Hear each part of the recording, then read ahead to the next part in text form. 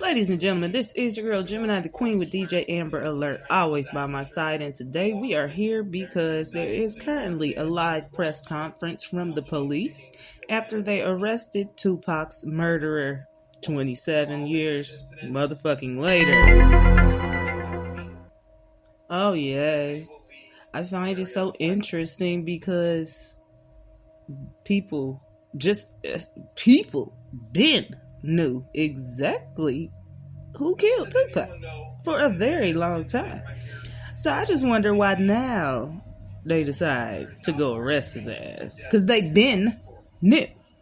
Anyway, let's get into it. I'm going to let y'all hear the police give their little shebang boom. All right? Yeah, let's get it. What's the deal? It's your boy Rodney the Boss, multi-platinum and Grammy Award-winning producer of Lil Wayne on the Carter 3, Plies, Lil Boosie, Mr. Magic, Rocco. The list just goes on, you know what I'm saying? I'm rocking with my girl, Amber Alert, on the Takeover on the AATI network. Walk you through our investigation and what led us to the indictment of Dwayne Davis, also known as Keefy D, for the Puffy murder owes of Tupac Keefy D Shakur. $500,000. Oh, This really? case has been reviewed by our homicide team and homicide detectives for over 2.5 decades. And ultimately, our persistence in this investigation has paid off. Let me walk you through a timeline of events that as we know them right now. Prior to September 7th of 1996, as we all know, Tupac Shakur was a artist who was signed with Death Row Records. And that Death Row Records and its CEO, Marion Suge Knight, were closely affiliated with the Mob Piru criminal street gangs, and that they had an ongoing feud with the Southside Compton Crips. Dwayne Davis was the leader and shot caller of the Southside Compton Crips. And both of these gangs operated out of the Southern California area of Compton. On the night of September 7th of 1996, Tupac Shakur, along with Suge Knight, and members of their entourage, which include members of Mob Piru, came to Vegas to attend the Mike Tyson fight at the MGM Grand Garden Arena. Ooh, Puffy, you going to jail? Members of the Southside Compton Crips, which included Dwayne Davis, along with his nephew Orlando Anderson, were also in attendance at the same event. As both were leaving the fight, members of Death Row Records spotted Orlando Anderson near an elevator bank inside the MGM. And at that time, they began to kick and punch him near that elevator bank. I will now show you hotel security footage, as many of you have already seen, related to this incident. And on this incident, you will see Tupac Shakur, who's wearing a shiny satiny shirt, along with Marion Suge Knight, who's a large man in a brown suit, punching and kicking Orlando Anderson. Following this incident, you'll see hotel security intervene, and then they will leave the area of the fight.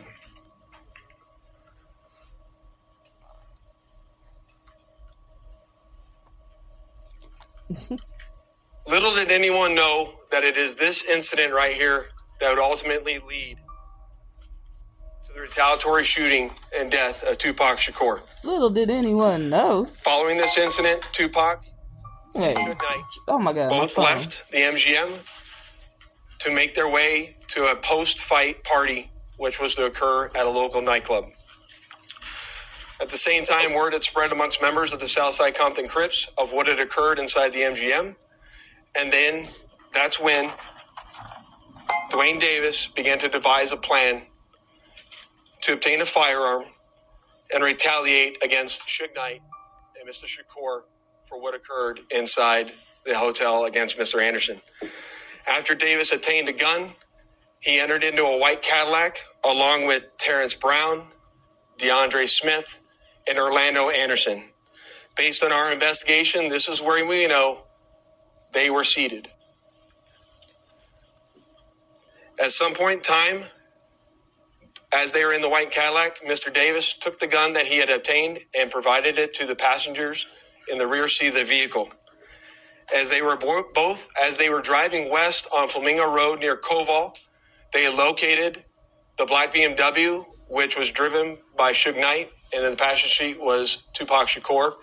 And as they turned around, they pulled up near the passenger side of that vehicle and immediately began shooting at Mr. Knight and Mr. Shakur. Following that shooting, the white Cadillac fled the area southbound on Koval. And after our officers arrived on scene, Tupac was later transported to the University Medical Center, where he was treated medically and died approximately 6 days later on September 13th.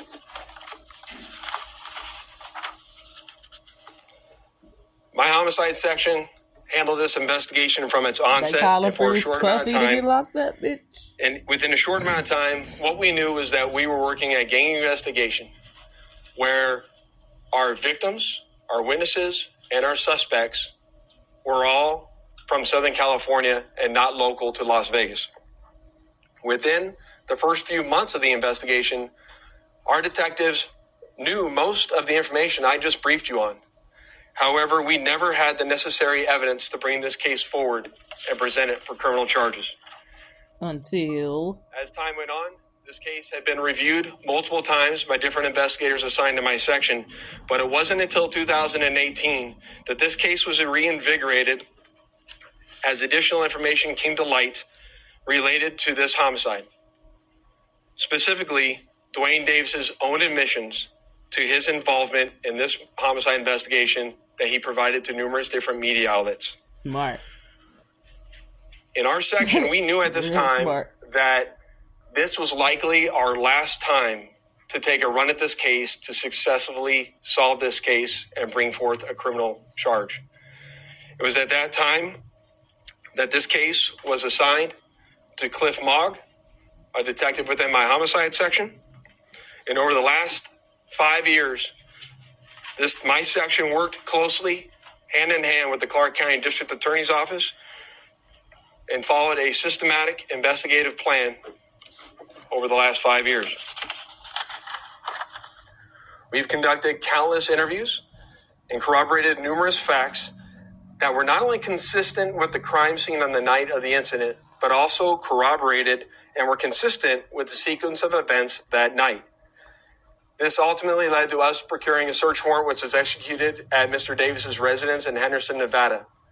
And following the execution of that search warrant, in close coordination with the District Attorney's Office, this case was presented to the grand jury, which ultimately led to Davis being indicted on charges of murder.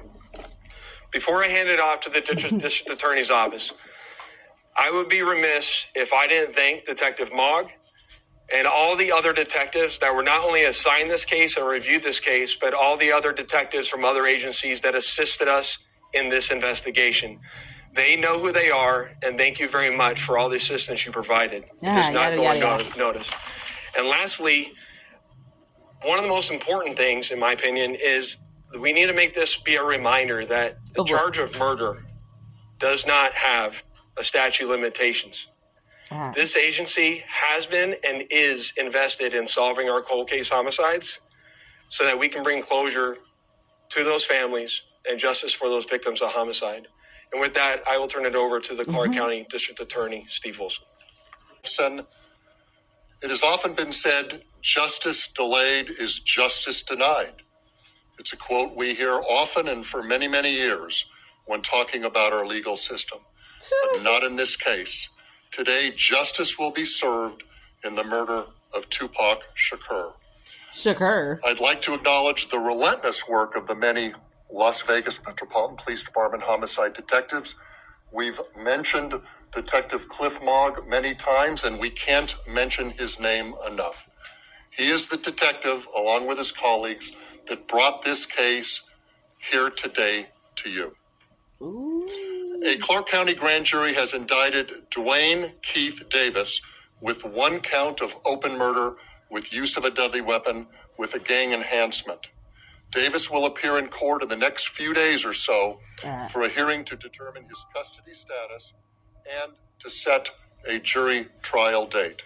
I need a pen. This grand jury has been receiving evidence for months and has determined there is sufficient evidence to justify the filing of this criminal indictment. I've assigned two of my top prosecutors, Mark DiGiacomo and Banu Palal to prosecute this case. I know a lot of people have been watching and waiting for this day.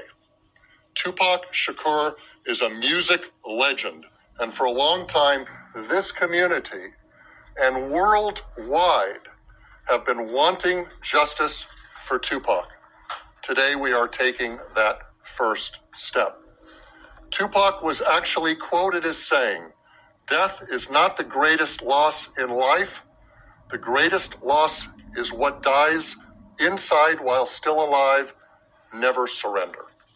Well, we didn't surrender thanks to the great work of the Las Vegas Metropolitan Police Department under the leadership of Sheriff Kevin McMahill, Lieutenant Johansson, retired Detective Cliff Mogg. I am proud to announce the return of this document.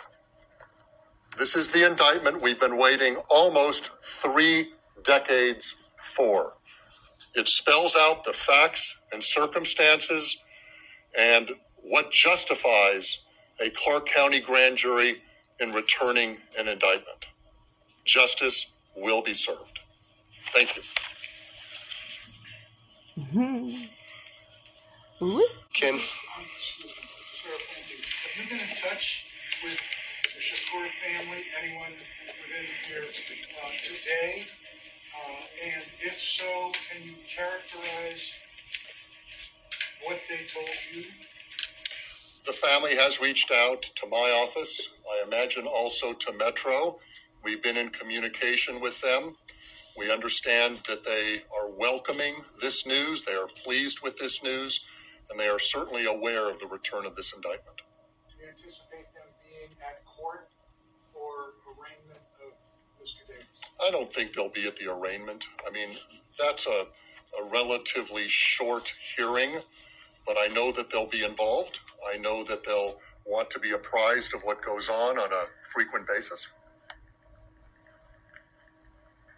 Back. Can you talk about any of the statements that you made that piqued your curiosity again or got you back into this case? Jason, you want to answer that? We're not going to talk about any particular statements, but maybe he can address that globally. What I'll say is there's a lot that's going to come out when it comes time for trial, but he provides his own series of statements that are very consistent with the evidence that we have on the scene that we've obtained through our investigation. I'll leave it at that. Can you identify anything that came from the service of the warrant in July that you didn't know before? Yeah, that's a good question. What I'll say about Bitch, I knew it. They lied about that goddamn shit, saying they was at the wrong motherfucking house. They was at that nigga house a month ago.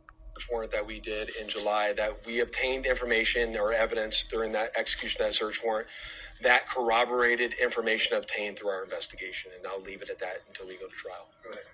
All right, y'all. That about wraps this up. I have so many thoughts. I'm not going to express none of them. Okay? Peace and love, people. This your girl, Gemini the Queen, with DJ Amber Alert, always by my side. And if you miss me, hit me up on Instagram, CEO Gemini the Queen. Much love to you. Peace. Hey, what's up? It's Riff, and you rocking with Gemini the Queen, bitch. What up, man? It's your boy DJ Nothing Nice, WNRDB, Orlando, Florida. You know, the palm tree lifestyle, that's how we get down. Grammy member, engineer, producer, RIAA member, you know, just entrepreneur worldwide, you know, just rocking, doing what we do right here, you know what I'm saying? With your homegirl, Gemini the Queen, on Amber Alert. You know, we're just doing what we do, you know what I'm saying? We're doing the big boy things, you know what I'm saying? Doing the big boy things, you know what I'm saying? You got to do the big boy things, you feel me, player? But it is what it is, man. Holla at your boy, man, DJ Nothing Nice, man. We in here, man. Let's go. Blah.